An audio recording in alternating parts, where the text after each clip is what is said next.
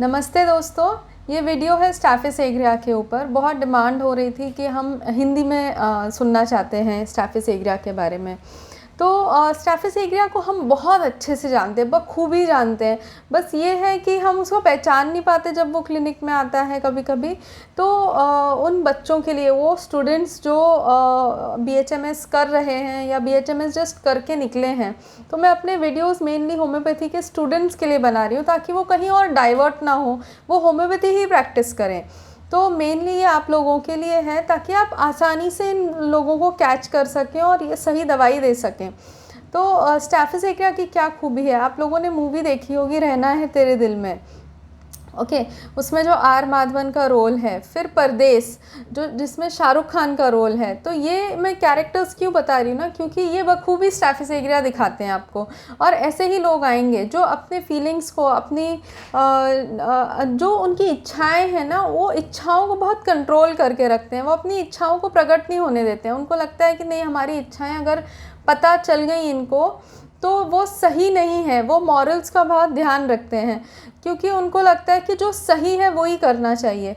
तो उनकी जो फैंसीज़ होती हैं, उनकी जो विचारधाराएं होती हैं, जिनके बारे में वो बहुत सोचते हैं, गहराइयों में जाते हैं और अपनी ख्वाबों की दुनिया रहती है। क्योंकि वो उनकी जो ख्वाबों की दुनिया है ना, वो असलियत में एक्सेप्ट नहीं होती है। असलियत में लोग उसको समझते नहीं हैं, उसको बोलते हैं कि ये तो ऐसे ही है, ये तो सपनों की दुनिया में रहता है और वो पूरे नहीं हो सकते हैं। तो वो क्या करता है, वो अपने आप को डाइवर्ट करता है ऐसी चीज़ों में जिनसे कि वो अपने लाइफ में आगे बढ़ सके। और वो ऐसी चीज़ों में एम्बिशन इंक्रीज फॉर फेम क्यों है ना, फेम मतलब जिनमें उसको नाम हो, जिसमें उसको लोग अच्छा बोलें। तो इसको बहुत परवाह रहती है कि लोग मेरे बारे में क्या बोलते हैं, मेरे बारे में क्या सोचते हैं।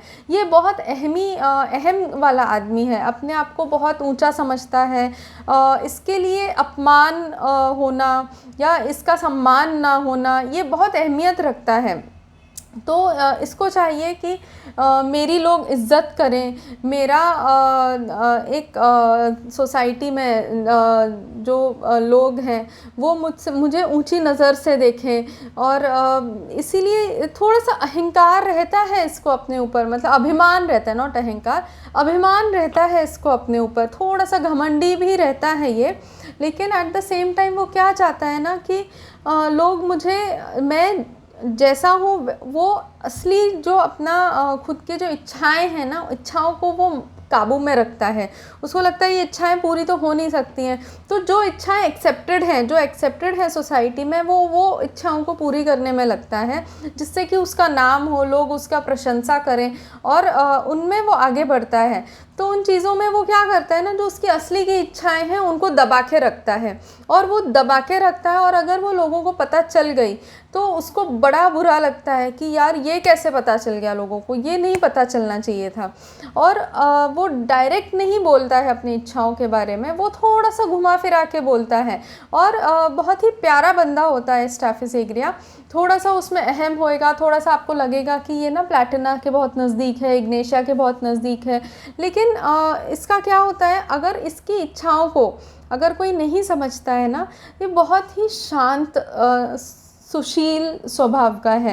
ये डायरेक्ट अपना गुस्सा दिखाता नहीं है। उसको कोई चीज़ की बुरी लग गई या कोई चीज़ का उसको गुस्सा बहुत आता है अंदर ही अंदर, लेकिन वो बहुत अंदर रखता है। उसको लगता है लोग क्या सोचेंगे मेरे बारे में, मैं ऐसा इंसान थोड़ी ना हूँ कि मैं उसके जैसे ही मैं भी गुस्सा करके दिखा दूँ। वो बहुत गहराई से सोचता है, उसके अंदर बहुत समझदारी होती है। वो चीज़ों को अपने अंदर दबा दबा के रखता है, और जितना वो अपने अंदर दबाता है ना, उतनी ही उसको हेल्थ इश्यूज़, उतनी ही बीमारियां उसकी बढ़ती हैं।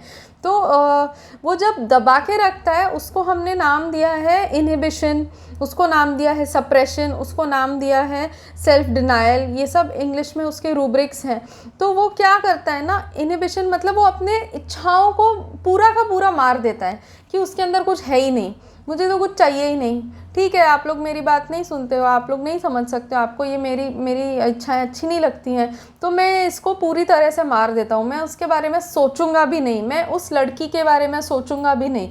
मम्मी पापा ने बोल दिया खेलना नहीं अलाउड है, तो मैं खेलने के बारे में सोचूंगा भी नहीं। और अगर दूसरा एस्पेक्ट क्या है कि अगर वो सोचता भी है उसके बारे में, तो बोलता है नहीं नहीं ये अलाउड नहीं है, नहीं मैं ये नहीं कर सकता, उसके बारे में वो बात भी नहीं करेगा और अपने आप को उसी में उलझा के भी रखेगा और व्यक्त भी नहीं करेगा। तो ये स्टैफिस एग्रिया ऐसे बंदे हैं ना, अपने रियल फीलिंग्स, अपनी असली फीलिंग्स को वो लोग बाहर नहीं आने देते हैं और बाहर नहीं आने देने की वजह से अंदर ही अंदर बहुत बहुत ज़्यादा उलझे हुए रहते हैं।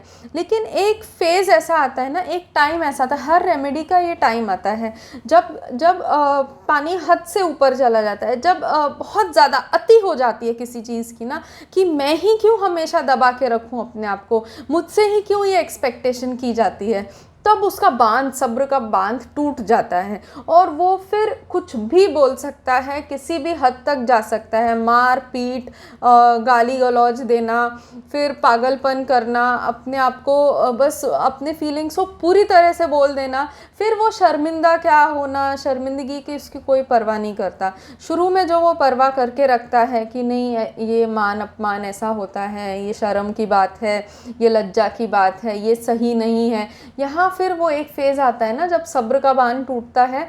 एक बहू है जो हमेशा लोगों को समझे जा रही है, उनको अपना बनाने में लगी हुई है, लेकिन एक टाइम आता है जब लोगों को ही उसकी परवाह नहीं है, तो वो बोलती है मुझे भी परवाह नहीं है, मैं पहनूंगी जैसा पहनना है मुझे कपड़े, मैं जैसा रहना है वैसे ही रहूँगी। एकदम बेशर्मी आ जाती है उसके अंदर और फिर वो धीरे धीरे वो कोई भी एक्सट्रीम तक जा सकता है, वो सुसाइड तक जा सकता है, वो पागलपन इंसेनिटी तक जा सकता है, वो ग्रीफ में डाइवर्ट हो सकता है कि वो दुखी रहे। वो जिसके वजह से दुखी है उसको लगता है इन लोगों के गलत बर्ताव के वजह से मुझे सफ़र करना पड़ता है और वो वही सोचती रहती है और उसी में उसका आक्रोश बना रहता है। ये आक्रोश बना के रखते हैं ये लोग, भले ही लोगों को मालूम ना चले, लेकिन अगर ऐसा व्यक्ति उनको मिल गया जो उनकी फीलिंग्स को समझ सकता है, उनकी बात सुन सकता है, उनके सामने वो धड़ाधड़ सुनाते हैं, इतना ज़्यादा सुनाएंगे, हर एक चीज़ को डिटेल में बताएंगे और ऐसा लगेगा आपको कि ये कोई भर के बैठा होता है ना, कोई भरा हुआ बैठा है जिसको सालों से कोई मिला ही नहीं है बात करने के लिए, उसको समझने के लिए, उसको सुनने के लिए। तो वो फिर एक होम्योपैथ जब उसको हाथ लगता है वो सुनाता ही चला जाता है उसको। तो ऐसा होता है हमारा स्टैफिस एग्रिया। तो ये एक्चुअली जो प्लांट है ना उसको जुएं मारने के लिए देते हैं। तो जुएं मतलब क्या है ना, ये भी ऐसी चीज़ है, कोई शर्मिंदा होने शर्म वाली बात है कि जुएं हो गए हैं, सिर में बहुत खुजली हो रही है, लेकिन किसी को बता नहीं सकते कि यार हमको ये हो गया है। तो ये इंसान ऐसे होते हैं और ये अपना ना बड़प्पन बना के रखना चाहते हैं, अपनी मर्यादाओं में रहना चाहते हैं। उनको लगता है हमारे अंदर कुछ गलत है तो वो दिखना नहीं चाहिए और उनको लगता है कि ये जो घर की मर्यादा है ये मेरे हाथ में है। और वो ऐसे जो बड़े लोग होते हैं जैसे कि घर के बुज़ुर्ग होते हैं, वो बुज़ुर्गों के जैसे रहता है। एक बचपन जो स्टैफिस एग्रिया का बच्चा है वो दोनों टाइप का हो सकता है, या तो बहुत ज़िद्दी भी हो सकता है, लेकिन वो जो बड़प्पन वाली फीलिंग होती है ना वो बड़ी होती है, वो बच्चों में भी दिखेगी आपको कि नहीं मेरे माता पिता इतना काम करते हैं और इतनी मेहनत करते हैं तो मुझे भी उनको समझ के लेना चाहिए, मुझे नहीं खेलने मिल रहा है तो कोई बात नहीं। और दूसरी तरफ से अगर उनको ज़्यादा किसी ने टोका टाकी की, ज़्यादा छेड़ दिया, ज़्यादा बुरी तरह से बर्ताव किया तो वो जाके डिशुम डिशुम करके उसको मारपीट भी कर लेंगे। तो दोनों टाइप से मिलता है, उनकी बात माननी चाहिए, उनकी बात नहीं मानी तो उनको बहुत जल्दी बुरा भी लगता है। तो इस तरह से स्टैफिस एग्रिया के हर टाइप के शेड्स आपको मिल सकते हैं। डिग्निफाइड इसका मेन हमने किया था इंग्लिश के वीडियोस, आप ज़रूर सुनिए और इन दोनों को क्लब करके रखिए। तो हिंदी की अंडरस्टैंडिंग मैंने इसीलिए दी ताकि आप उसको बहुत अच्छे से समझ सकें। जो हिंदी और इंग्लिश दोनों जानते हैं तो आप दोनों के वीडियो ज़रूर सुनिए, ठीक है। और लाइक, कमेंट और सब्सक्राइब ज़रूर करिए। Thank you so much.